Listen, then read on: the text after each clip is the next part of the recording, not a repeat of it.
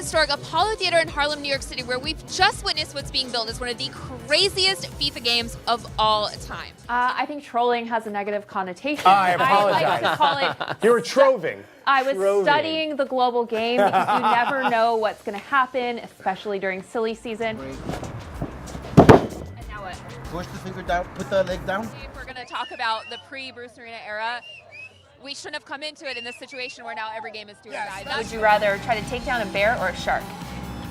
Sé nadar, entonces no puedo luchar con un tiburón. Okay, you don't know how to swim. Okay, fair enough. Tres de la selección USMNT. Bradley, Guzan y Altido. That's kind of like a flaming hot take. Yeah. Tommy Mac says a hot dog is a sandwich. A hot dog is a sandwich. That's the headline on this video. And it's a contest where what we might often consider bad is usually actually pretty good. Okay, so he's adjusting more and more every day. The team is becoming more united. They suffered a great loss with the loss of Cubo Torres' father, but that's only served to draw the team together. Being a young Spanish player coming in under Wilmer Cabrera with these other guys, what's the freedom that he gives them to feel in this team? Okay, bueno, ¿cómo te sientes trabajar con Wilmer Cabrera y te sientes libre, más libre aquí o cómo? Sí, la verdad que muy. When you're like meow meow meow meow meow meow meow meow meow meow meow meow meow, you just reach like Zen enlightenment, right? ロボットのショーがあって、で可愛い女の子が踊りまくると。で、それを見てる外人の方々が目がとっても真剣だっていう。Man, I heard gaijin. I understood that.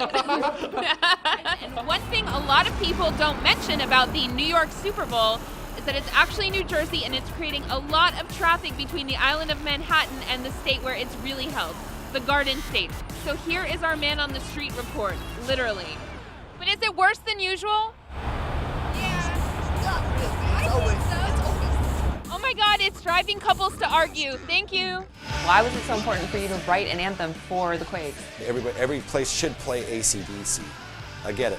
But like, if you're gonna have a song for when a goal is scored or whatever, do something better than Beyonce. The Earthquakes are this punk rock team. Hello, Rancid. Hello. Hi, I'm right here. Duh. I love this team. No matter how much the office changes for the Earthquakes, and how much the players change or whatever it is, I'm always going to be an Earthquakes fan, right? So I'm going to do this. Do you want to do it? And they were like, yes, let's do it. Why do you feel this sense of ownership over the soccer team that you might not feel over another sports team? I think it's because that's where I'm from, and it's like a neighborhood thing.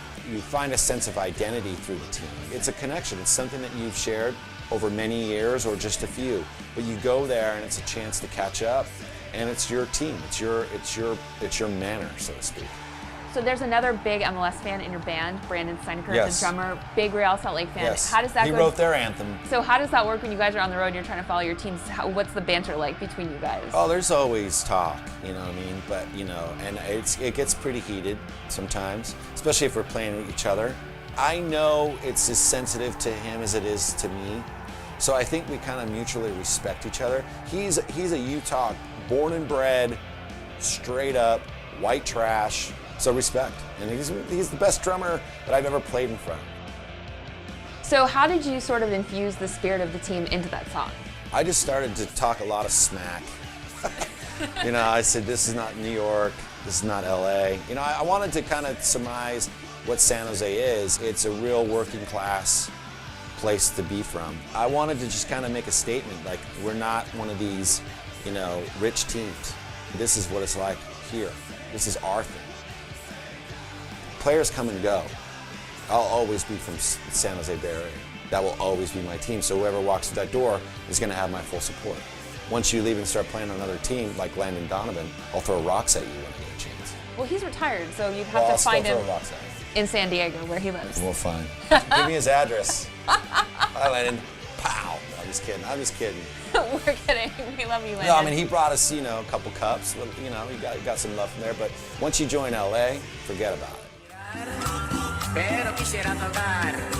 When you think of Mexican wrestling or lucha libre, you probably think of these guys in masks.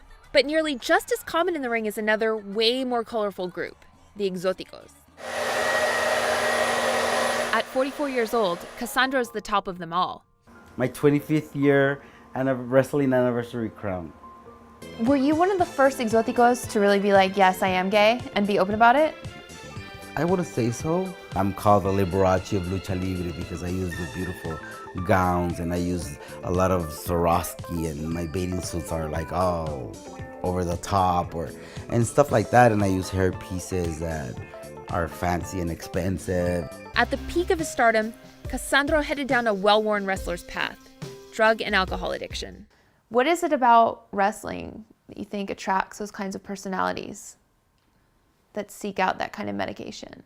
Physical pain and emotional pain, because you don't know what a wrestler goes through. In 2003, he got wasted for the last time, and the next day he hit Narcotics Anonymous. Here's further proof that his stardom and skill transcend Lucha Libre's old stereotypes. Cassandro's training a new crop of wrestlers in his old school methods. And they're pretty much all a bunch of burly straight dudes. Or maybe it's more like a dozen would-be pros and one completely clueless newbie. Break. And now what? Push the finger down, put the leg down. Okay. All right. Through all the spins, leg drops, and acrobatics, so one thing lasts. Cassandro's hard-won message of self-love.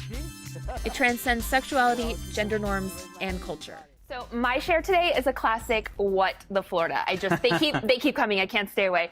So according to My News 13, officers in De Leon Springs, Florida made a pretty strange discovery today. Check this out, guys.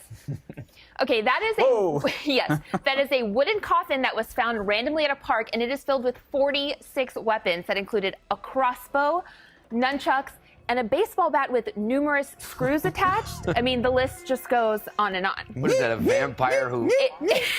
Are we talking prepper? Are we talking off-duty ninja? Are we just talking another... Or just like a really ineffective vampire. Just like a guy in Florida who's prepared for the zombie apocalypse, wild boar. Yeah, that's one thing I like about this Bruce Arena tenure with the national team. I mean, we all...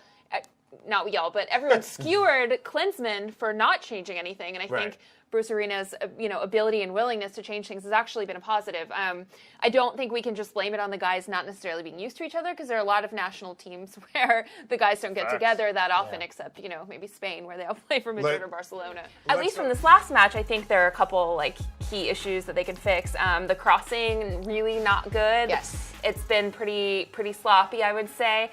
And set pieces. So I think the talent is there. Obviously, the coaching is there, one of the best coaches in MLS. Sure. So if they can sort of tighten those two things up, I think they could get back. I mean, there's no way they're not making the playoffs, so I'm not super concerned. Does anyone have any words of support they'd like to put out there? I do.